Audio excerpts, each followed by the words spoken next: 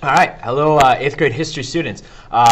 In this little screencast here, I'm just going to kind of walk you through the course of the American Revolution, and we're just going to take a look at some of the major events of the Revolutionary War. We're not going to hit all the details, but just again, some of those main things. The big thing that you need to know about the American Revolution, kind of the main core idea, is that at the beginning, the Americans were inexperienced, we didn't have resources, we didn't have funding, but we had motivation and we had leadership. And these things, as the war went on, were going to pay off. They were going to be huge. Even though the British had more experience, better trained troops, more money, practically unlimited resources, better navy, they had all these things going for them. And we're going to see that the course of the war started out very poorly for the Americans. We almost lost very early on. And then, after about a year or so of fighting, Washington changed his strategies, realized that we just needed to fight a defensive war. We didn't need to win. We just need to outlast the British. And that's the style that we fought for the remaining few years of the war. And eventually, even though we were underdogs, we were able to win. So let's take a look. Sorry about that. At this point, you can watch kind of the Animoto Preview. We're not going to watch that on this screencast. You can watch that on your own time by clicking the link that will be available for you right here. But it's just kind of a preview. And now let's take a look. The first big thing we need to take a look at is African Americans and the war. Here you can see a painting showing African Americans in the war effort. Remember, the Declaration of Independence states that all men are created equal. And if you're an African American at the time, your thought is, does that apply to me? And so as we look at African Americans in the war, we know that that phrase, all men are created equal, written by Thomas Jefferson from the Declaration of Independence. And so as those African Americans are beginning to wonder if that freedom and independence applies to them, they decide, they have to decide which side should they fight on. Should they fight on the side of the British? Are the British going to give them their freedom? Or the Americans? Are the Americans going to give them their freedom? And they just picked the side that they thought would give them their freedom. If the British would offer them freedom, if they won, they would fight for the British. And this is totally understandable, right? If you are a slave, you want to fight on the side that is going to let you be free or to give you equality. And as black Americans start joining the colonists, which many did, many colonists or Americans themselves began to question their own views on slavery. And they began to think, you know, is this really a good thing? Is slavery really a good thing? Which obviously it is not. And so we see that by the end of the war, the big, massive result of African Americans fighting in the war is that many states, many colonies took steps to end slavery. Vermont, Connecticut, Massachusetts, New Hampshire, Rhode Island, they all begin to start ending slavery. Notice that these states geographically are located in the north. Southern states were definitely not ready to end slavery yet. They needed slaves for their economy, the cotton farming. And we'll touch more on that later, but just note this big result that many states begin to end slavery.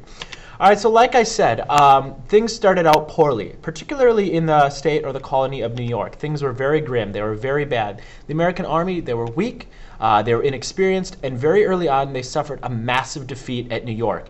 And after 2 days, the British deaths numbered 377.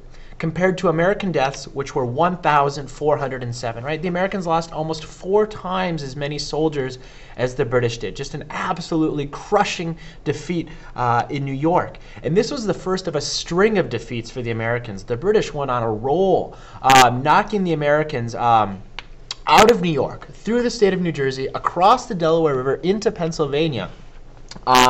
And as they're, running for their lives, literally, the Americans, they have little food to eat. Winter begins to set in. They have poor clothing. They aren't equipped to stay outside and camp out in the winter. Many have no shoes, so you can imagine what that's like and what that does to their feet.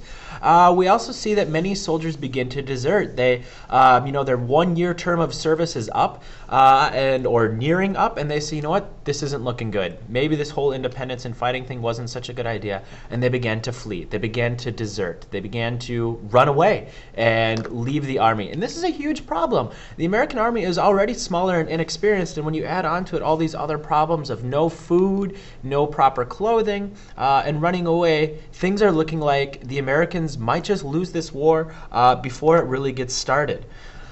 So, the question I have for you guys is, what would you do, right? I mean, you don't have proper clothing, you don't have proper shoes, you don't have enough food to eat, your friends around you are dying, it's winter. Are you going to stay and fight, or are you going to maybe say, you know what, maybe living under the British isn't so bad? And that's a personal decision, that you would have to make yourself. So Washington realizes that he needs to do something. He needs to do something in a big way. And that is, he needs to motivate them, and he needs to get a couple of victories. He needs to get some success. But before we talk about that, just real quick, on your guided notes there, right, if you look at the little capture the flag diagram down there, it says the teacher tells the blue team that they'll get the prize if they win. This increases their motivation, just like we're going to see here the Declaration of Independence increased colonists' motivation. And then one player is told that he might not get the prize even if the blue team wins, right? Remember from our Capture the Flag game, that represents the slaves, right? So just touching on that. Anyway, back to the surprise victories here in a pep talk. So Washington realizes that it looks like the Americans are going to lose the war. He knows that he needs to do something. He knows that he needs to amp them up, get them pumped up, and he needs to take a huge, massive step to get some positive energy, right? Get those positive vibes flowing. So he turns to T-Pain, Thomas Paine, the same guy who wrote Common Sense, which convinced many Americans that this whole independence thing was a good thing anyway. Remember, Common Sense convinced many Americans to become patriots. Thomas Paine also writes another pamphlet called The Crisis. And you can see on the screen here a line from that pamphlet. These are the times that try men's souls. The summer soldier and the sunshine patriot will, in this crisis, shrink from the service of their country.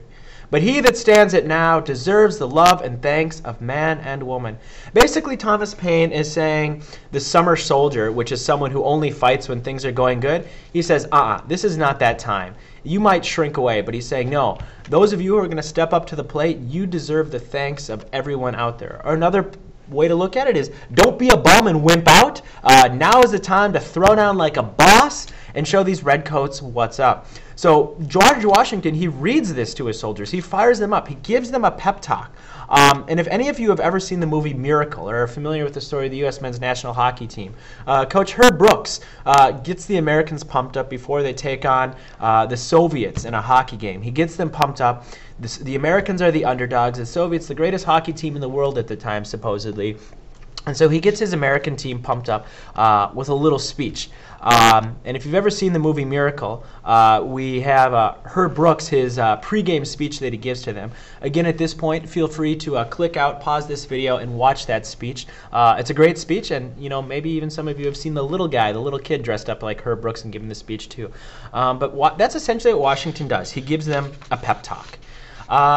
And so that's part one of what he needs to do. And part two is he needs something to get them going. He needs some motivation, victory or death, right? He knows that he needs to do more than just motivate his troops. He needs to win a battle to prove that they can.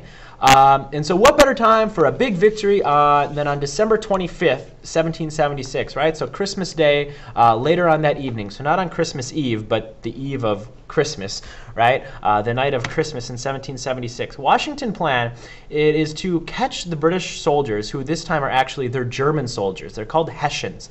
They're hired by the British to actually do some of the fighting. So not only do the British have their own troops, but they hire other people to fight the Americans. And so these these German Hessians, they're sleeping off their feasts. They had a little bit too much to eat, a little bit too much wine to drink, and they're essentially all sleeping that night and in a bit of a fog. And so Washington and his men, they come across the river, they catch them by surprise, and they capture 868 German Hessians without losing a single American. Hardly a shot was fired.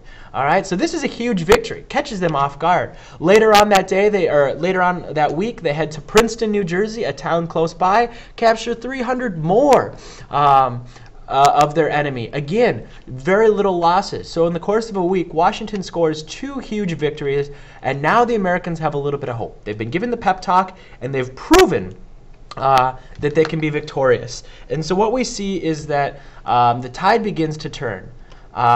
And here is a famous painting. You can see George Washington right here in the middle, leading his men across the icy river on that evening of Christmas, getting ready to attack those German Hessians, right? So heading across the river for that surprise attack on Christmas. All right, so the tide begins to turn at this point. After all these defeats, things start to turn in favor of the Americans. And following this big victory, Washington changes the American war strategy. And remember, strategy is an overall plan, like for winning a war. Washington changes his game plan for winning the war, and he realizes now he just needs to fight a defensive war, meaning He doesn't need to constantly win battles. He just needs to not lose battles. Going for a tie is just fine. He just needs to tire them out, just needs to wear them out. The British don't have the motivation that the Americans do, so he changes this strategy, hoping that he will wear them out and eventually that the British will just give up. And that's why this strategy works, because the British don't have this motivation. The British also revised their strategy. And the British strategy is kind of referred to as divide and conquer. And what the British want to do is they want to cut off New England by controlling the Hudson River. Why would we cut off New England? Give you a second to think about. Think about where the revolution started and think about where most patriots live. New England, right? So if we take a look at the British war strategy, simply they want to control this Hudson River area here and cut off New England. Cut off major support for the war. And if they can split kind of the American war effort in half by cutting off New England and isolating New York and Pennsylvania, they hope that they can cut them in half, literally and physically, and win that war. However, this British strategy, it fails for two reasons at the Battle of Saratoga, which is the turning point of the war. Saratoga, turning point. The turning point of the war is Saratoga. Might want to remember that. It fails for two reasons. First, the British Army is too big and too slow to get their troops in place on the river in time.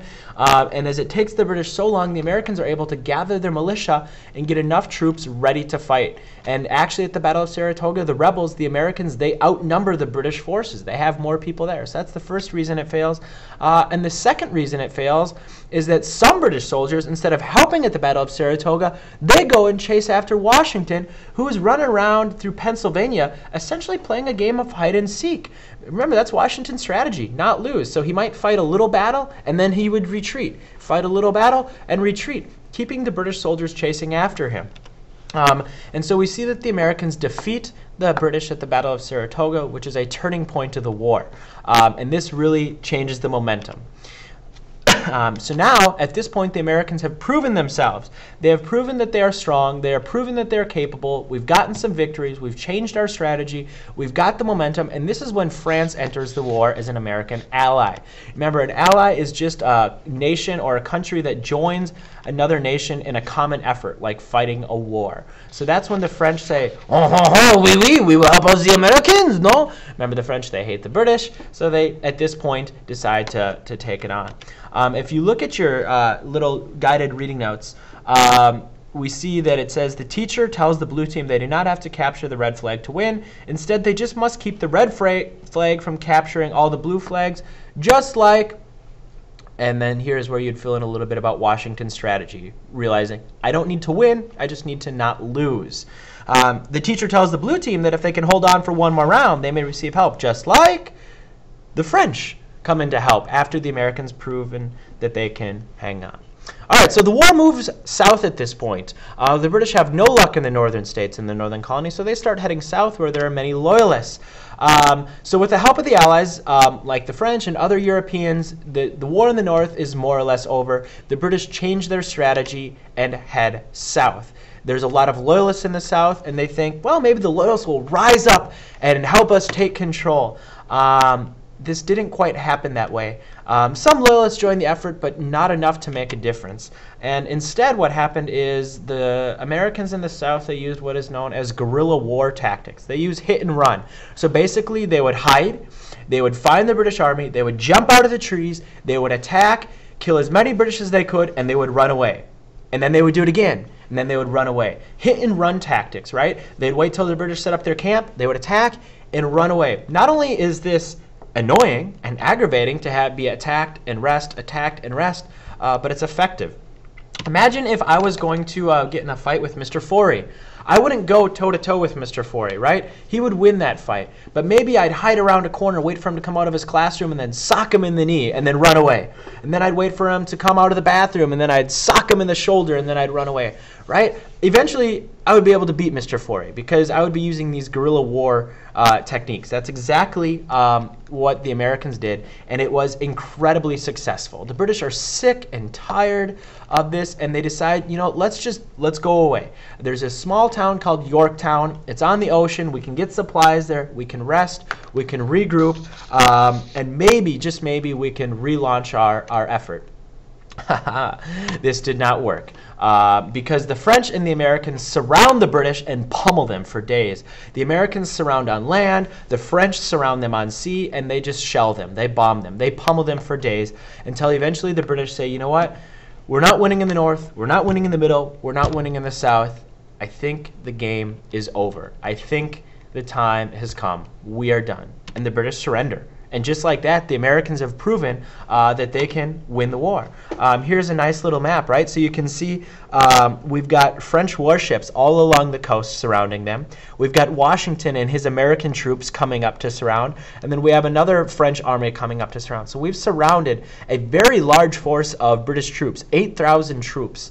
One of the last large forces, and they're absolutely surrounded. They've got no place to go, and all they're able to do at Yorktown is surrender. And so Saratoga is the turning point, but Yorktown is the end. Yorktown is the final battle of the war, and where the war ends. Here you can see a painting of the British surrendering. You can see the Americans on this side, the British on this side raising their white flag, turning over their weapons, and basically agreeing to say, that's it.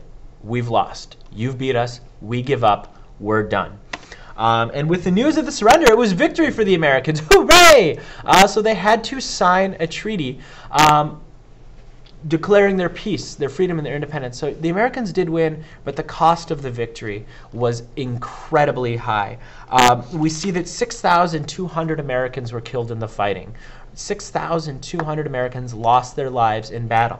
Another 8,500 died in British prison camps. And so now we're up to 15,000. And then another 10,000 died of disease throughout the war. So throughout the war, over 25,000 Americans gave their lives, sacrificed their lives for this freedom and independence.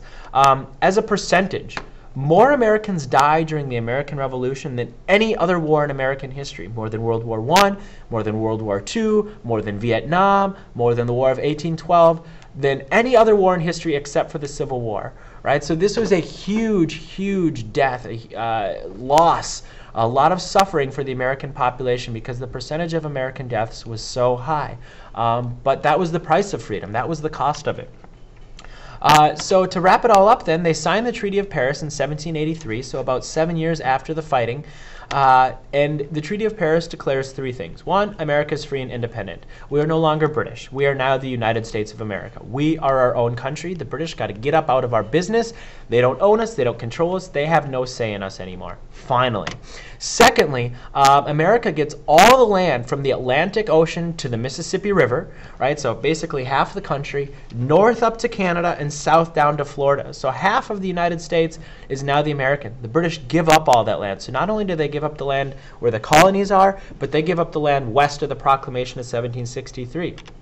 And lastly, the Americans agree that they won't punish any loyalists. They say, we're not going to punish you. You were loyal, but the war is over.